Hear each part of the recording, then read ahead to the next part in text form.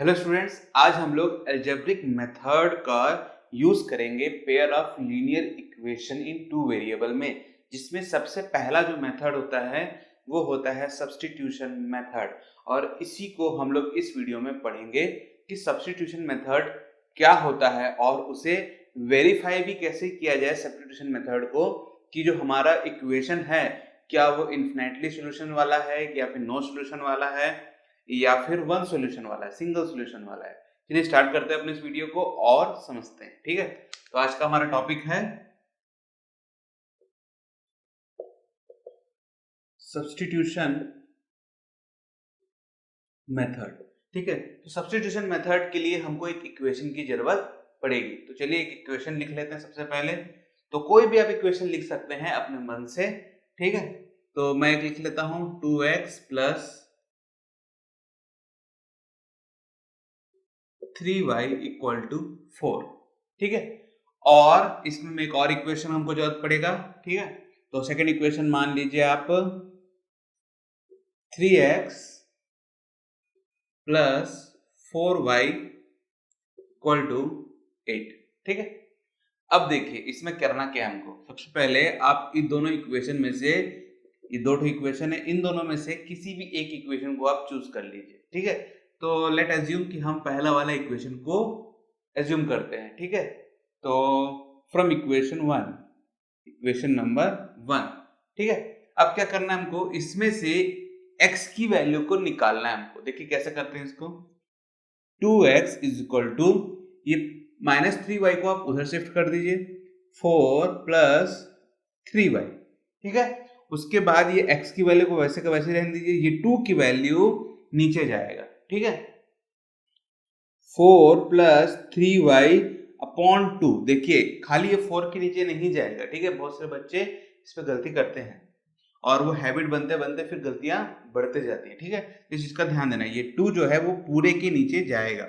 देखिए हमारे पास में x की वैल्यू फाइंड आउट हो गई है, बट इसमें y की वैल्यू अभी भी है।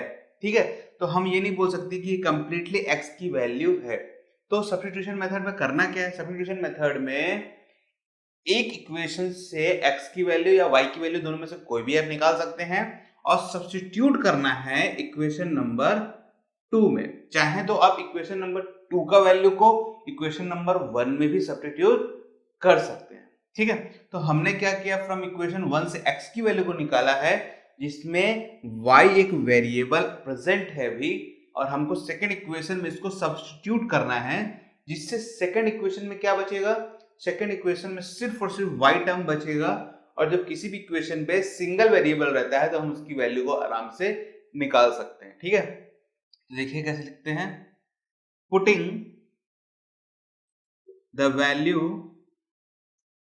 Of x in equation number 2।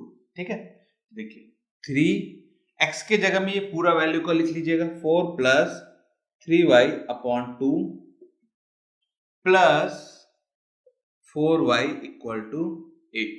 ठीक है, अब इस पूरी इक्वेशन में सिर्फ y टर्म ही बचा हुआ है। अब हमको इसको क्या करना है, सिर्फ इक्वेट करना है बस। ठीक है, देखिए तो इसको कैसे करेंगे, 4 तो 3 4 जा 12, 3 3 जा 9y, ये 2 नीचे आएगा। अब ये ब्रैकेट इसके लिए था इसलिए सिर्फ 3 से मल्टीप्लाई होगा, आगे आएगा 4y इक्वल टू 8। ये 2 नीचे है, जब तक ये 2 नीचे है तब तक ये 9y को मैं सेपरेट नहीं कर सकता हूं, इसलिए मुझे इसको एलसीएम लेके इस 2 को इधर शिफ्ट करना पड़ेगा। देखिए कैसे करते हैं, 12 प्लस 9y, एलसीएम लेंगे, इसके नीचे 1 है तो ये हो जाएगा 8y और अपॉन में आएगा 2।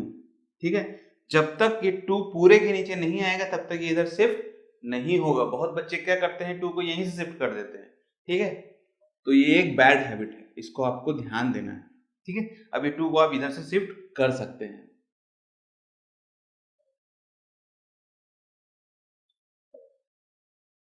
सिक्सटी। ठीक है, अब ये 2 उधर जा चुका है। अब हमारे पास देखिए सिर्फ और सिर्फ y टर्म ही बचा हुआ है। ठीक है, अब हमारा क्वेश्चन बहुत ही इजी हो चुका है। तो 8 ये y टर्म, इसको सम कर लीजिए, 8 8 16 17 y, 16 इस 12 को उधर ले जाइए, -12 17 y ठीक है, और इसका वैल्यू क्या आएगा आपका, इसका आएगा आपका 4, तो y इक्वल टू आएगा 4/17। देखिए एक वैल्यू हमारे पास में आ चुका है, y इक्वल टू 4/17। अब ये सिंगल वैल्यू है, इसको आपको बस इसमें पुट करिए और आपकी x की वैल्यू आराम से निकल जाएगा।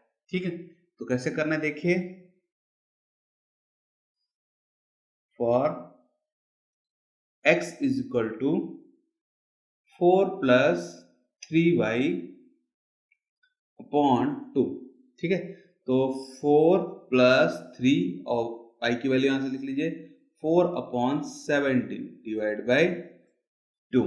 ठीक है, अब क्या करना है, इसका एलसीएम ले लीजिए आप, तो 3 4 जो 12 है और 17 इसमें एलसीएम पे आएगा, तो क्या आएगा इसका देखिए, एलसीएम लेंगे तो 4 7 जो 28, 8 2 पर 4 जो 4 और 2 6 68 प्लस 3 4 जा 12 डिवाइड बाई 17। इसके नीचे 1 है तो इसका एलसीएम जो रहेगा वो 17 रहेगा, और 117 4 इंटू 17 मल्टीप्लाई होगा, 4 7 जा 28, 8 2 पर 4 जा 4 और 2 6। ठीक है, 3 4 जा 12। अब ये आया नीचे और इसके नीचे आया 2, तो ये 2 है ऊपर मल्टीप्लाई हो जाएगा और ये इससे सम हो जाएगा। ठीक है, तो 8 to 10 का 0, 1 ऊपर 6 1 7 1 8 और ये इधर, तो 17 इंटू 2, चाहे तो इसको आप कैंसिल भी कर सकते हैं, तो 40/17 आता है हमारा वैल्यू। तो x की वैल्यू कितनी आ गई, 40/17। तो ये हमारे x की वैल्यू आ गई और ये हमारा y का वैल्यू आ चुका है। ठीक है, बहुत ही सिंपल सा था ये हमारा वैल्यू का, कैसे निकाला जाता है इसको। ठीक है, अब देखिए, अब इसको हम वेरीफाई कैसे कर सकते हैं। तो वेरीफाई करने के लिए दो तीन तरीके हैं। पहले आप पिछले मेथड को समझिए, पिछले मेथड में क्या बोलता है, पिछले मेथड में ये बोलते हैं कि a1/a2 is not equal to b1/b2 अगर होगा तो इसका सिंगल सॉल्यूशन है। अगर a1/a2 equal to b1/b2 equal to c1/c2 है तो इसके मेनी सॉल्यूशंस हैं, बहुत सारे सॉल्यूशंस हैं। और अगर a1/a2 इक्वल टू b1/b2 है पर नॉट इक्वल टू c1/c2 है तो इसका मतलब है नो सॉल्यूशंस। ठीक है, अब इसको हम वेरीफाई कैसे करें कि ये दोनों जो इक्वेशन है इसका यूज करे बिना, इसका यूज करे बिना ही सिर्फ। ठीक है, तो इसका भी बहुत ही सिंपल सा तरीका है। करना क्या है आपको कि देखिए, कोई भी एक वैल्यू ले लीजिए, मान लीजिए कि x वैल्यू या फिर y वैल्यू, और आपको किसी भी एक इक्वेशन में पुट करके देखना है और चेक करिए कि उसकी जो वैल्यू है वो कैसी और कितनी आ रही है। ठीक है, तो मैं आपको करके दिखाता हूँ, बहुत सिंपल सा है ये।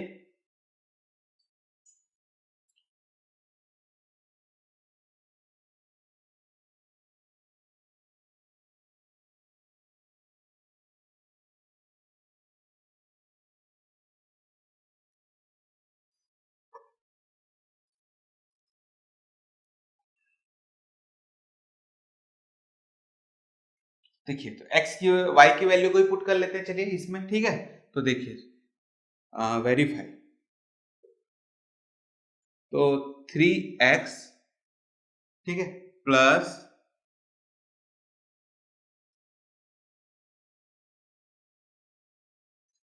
सॉरी माय मिस्टेक, मुझे क्या करना था कि ये x की वैल्यू को किसी भी एक इक्वेशन में पुट कर लीजिए या फिर y की वैल्यू, x की वैल्यू निकाला गया। ठीक है, x की वैल्यू को आप इस इक्वेशन में पुट करके देख लीजिए या इस इक्वेशन में।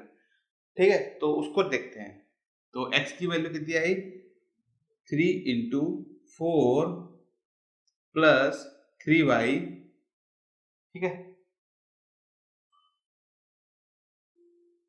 Upon 2 plus 4y is equal to 8।